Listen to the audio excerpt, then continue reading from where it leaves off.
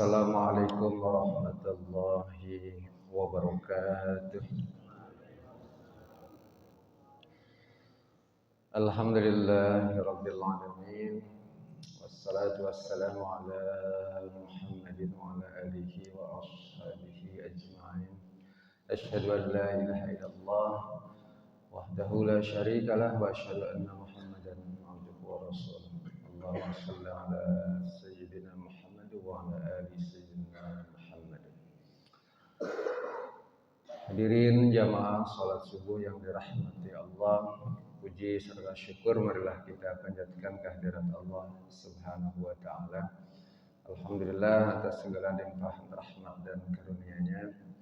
Pada kesempatan pagi hari ini kita alhamdulillah diberikan kekuatan, kesehatan untuk sama-sama hadir melaksanakan ibadah salat subuh.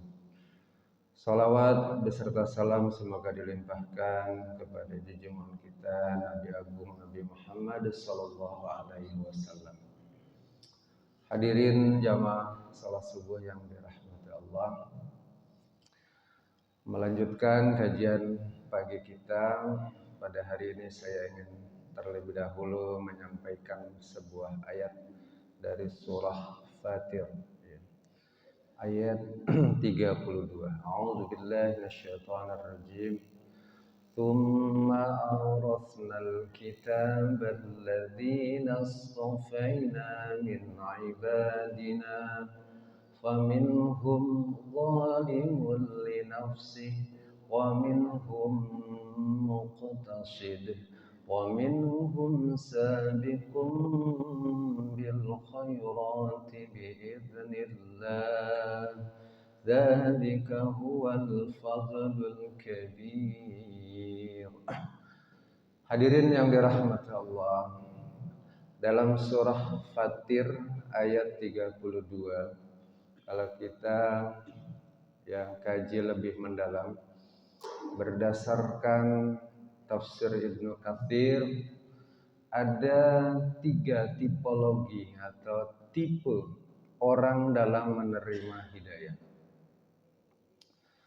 Jadi ketika orang menerima hidayah itu ada 3 tipe cara menerima hidayah. Ya. Dalam surah Fatir, ya, orang dalam menerima hidayah itu yang pertama, ya, summa awrasnal kitaba alladzina astafaina min ibadina. Ya. Jadi diawali dengan kemudian kitab suci itu kami wariskan kepada orang-orang yang kami pilih di antara hamba-hamba kami yang lalu. Dalam Ibnu Katsir yang dimaksud ini adalah, ya, nabi terpilih yaitu Nabi Muhammad. Ya. Di ayat yang lain, inna hadzal qur'ana yahdi lillati hiya aqwam. Al-Qur'an itu adalah petunjuk, hidayah. Ya. Jadi ada 3 tipe orang dalam menerima hidayah. Ternyata dalam menerima hidayah itu beda-beda. Yang pertama dalam ayat ini, orang yang menerima hidayah tipologi yang pertama adalah zalimul linafsi. Zalimul linafsi. Orang dapat hidayah tapi dia zalim terhadap dirinya sendiri. Dapat hidayah dapat. Jadi kalau ada pertanyaan, apakah semua orang dapat hidayah? Betul. Apakah semua manusia dapat hidayah? Betul. Kenapa? Al-Quran itu adalah hidayah. Semua orang mendapatkan hidayah. Semua yang terbersit dalam hati tentang kebaikan, tentang kebenaran itu hidayah. Orang bisa membedakan ini masjid, ini musola, itu hidayah, petunjuk dari Allah. Sampai kepada yang detail, orang bisa membedakan ini rumah, ini masjid, itu hidayah. Kita masuk ke dalam rumah, kita bisa membedakan ini ruang tamu, ini dapur, ini kamar kecil, itu hidayah. Masuk ke dalam rumah, kita bisa membedakan ini, oh di dalam rumah ada bunga, ada tanaman. Kita bisa membedakan ini tanaman asli, apa tanaman dari plastik, itu hidayah dari Allah. Semua orang dapat hidayah, tetapi tidak semua orang dapat taufik dari Allah atau bimbingan. Yang pertama tipe orang yang mendapatkan hidayah menurut Al-Quran surah Fatir adalah zalimun li nafsi. Orang mendapatkan hidayah tapi menzalimi dirinya sendiri. Tipe yang pertama ini adalah orang yang mengamalkan Al-Quran, kata ulama, tapi dia tetap sombong. Al-Quran diamalkan hanya sebagian besar yang menguntungkan dirinya sendiri. Tetapi dia menolak sebagian kebenaran Al-Quran. Dia tetap egois. Yang penting dirinya sendiri untung, yang penting mendapatkan keuntungan untuk dirinya sendiri. Itu adalah tipologi yang zalimul linnafsi. Orang dapat hidayah, orang tahu tentang kebenaran dari Al-Quran, tapi pemaknaan termasuk aktualisasi dalam kehidupan sehari-hari dia dengan penuh kesombongan. Tahu bahwa sedekah itu adalah perintah Allah. Tahu bahwa rukun Islam itu perintah Allah, tapi dia melaksanakan rukun Islam, dia melaksanakan haji dengan bangganya, dengan sombongnya. Kalau perlu semua orang tahu bahwa saya sudah melaksanakan haji. Kalau perlu saya yang bersedekah. Kalau perlu semua orang tahu. Itu yang pertama, zalimul nafsi. Dia tahu bahwa itu adalah kebenaran dari Al-Quran, tapi dia sendiri menzalimi Al-Quran. Dia sombong, dia egois. Itu zalimul nafsi. Yang kedua, wa minhum muqtasid. Jadi muqtasid itu adalah orang yang mengamalkan itu di pertengahan.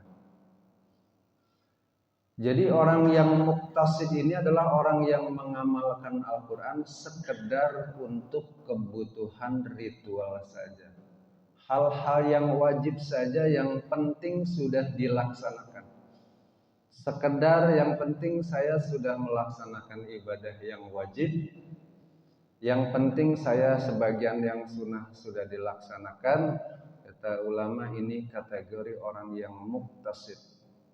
Tujuannya hanya untuk pribadinya sendiri. Yang penting saya sudah sholat. Yang penting saya sudah puasa. Tetapi seringkali melupakan hubungan hablum minan nas. Tidak memperhatikan lingkungan sekitar seperti apa. Saya sudah melaksanakan sholat, saya sudah melaksanakan zakat, tapi sedekah, infak sedekah bukan menjadi bagian yang terpenting, sehingga bisa jadi tidak peka terhadap lingkungannya. Ini kategori yang muqtasid. Jadi mengamalkan Al-Quran hanya sekedar untuk melaksanakan lebih banyak yang wajib saja, tetapi yang sunnah mungkin dipilih tertentu saja. Ini yang kategorinya muqtasid. Yang ketiga adalah sabiqun bil khairat. Sabiqun bil khairat adalah orang mukmin yang selalu ingin menjadi pemenang dalam ibadah. Yang maksud pemenang itu adalah kalau ada kegiatan, kalau ada panggilan untuk ibadah, dia lebih awal. Begitu dia ada azan, dia lebih memilih keutamaan untuk mendapatkan pahala sholat. Sholat subuh jam 5:30 masih bisa. Tapi begitu mendengarkan azan subuh, dia akan mengambil pahala yang awal waktu. Ini sebesar bikum bil khair. Dia ingin berlomba menjadi yang terbaik sebagai seorang muslim. Sholat zuhur jam 2:30 masih bisa. Apalagi sekarang waktu asyar itu kurang lebih jam 3 lewat sedikit. Ntar aja jam 2:30. Masih ada waktu. Itu berarti belum sampai ke sabiqum bil khairat. Begitu disebut dengan sabiqum bil khairat, orang yang mendapat hidayah dalam memaknai ayat Al-Quran itu sebagai hidayah, Al-Quran sebagai hidayah dari Allah, petunjuk dari Allah, dia akan mengambil yang terbaik. Itu adalah sabiqum bil khairat. Makanya kata Nabi, dihubungkan dengan sabiqun bil khairat. Kata Nabi, khairun nas anfa'uhum linnas. Sebaik-baik manusia adalah orang yang hidupnya paling banyak memberi manfaat kepada orang lain. Ini kategorinya adalah termasuk orang yang sabiqun bil khairat. Orang yang dia menerima hidayah dari Allah, tetapi dia termasuk orang-orang yang selalu juga hablum minan nas dan hablum minallahnya terjaga. Hadirin dirahmati Allah. Tetapi tidak semua orang yang mendapatkan hidayah dari Allah itu mendapatkan taufik dari Allah. Taufik itu artinya bimbingan dari Allah. Kita tahu, hadirin dirahmati Allah, bahwa membantu orang itu adalah baik. Petunjuk dari Allah bahwa itu adalah kebaikan. Tapi tidak semua orang bahwa mendapatkan peluang untuk berbuat baik, dia bisa melaksanakan kebaikan itu. Berarti dia tidak mendapatkan taufik dari Allah Subhanahu wa ta'ala. Semua orang bisa mendapatkan hidayah, tapi tidak semua mendapatkan taufik dari Allah Subhanahu wa ta'ala. Orang bisa tahu bahwa ini baik, ini perbuatan baik, dan sebetulnya bisa dilakukan, tapi belum tentu orang melakukan itu karena tidak mendapatkan taufik dari Allah Subhanahu wa ta'ala. Hadirin dirahmati Allah, kesimpulan materi pagi hari ini bahwa dalam menerima hidayah Allah ada tipe manusia yang digambarkan oleh Al-Quran. Yang pertama adalah tipe manusia yang zalimul linafsi, orang yang zalim terhadap dirinya sendiri. Yang kedua adalah orang yang sabiqun bil khairat biiznillah, yaitu orang yang muktasid, orang yang mengamalkan Al-Quran hanya sekedar untuk memenuhi kebutuhan ritual ibadah saja atau mencari pahala saja. Yang ketiga, sabiqun bil khairat, orang yang senantiasa ingin mendapatkan ridhaan dari Allah Subhanahu wa taala atas bimbingan atau taufik dari Allah Subhanahu wa taala. Mudah-mudahan ada manfaatnya dan mudah-mudahan kita semua oleh Allah Subhanahu wa taala diberikan kekuatan untuk senantiasa melaksanakan seluruh apa yang ada dalam Al-Quran, yaitu berupa hidayah dari Allah Subhanahu wa taala, dan mudah-mudahan kita mendapatkan hidayah dan taufik dari Allah Subhanahu wa taala. Demikian yang dapat saya sampaikan. Marilah kita sama-sama akhiri membaca doa kafaratul majlis. Bismillahirrahmanirrahim. Subhanakallahumma wa bihamdika asyhadu an la ilaha illa anta astaghfiruka wa atubu ilaik. Billahi taufiq wal hidayah. Wassalamualaikum warahmatullahi wabarakatuh.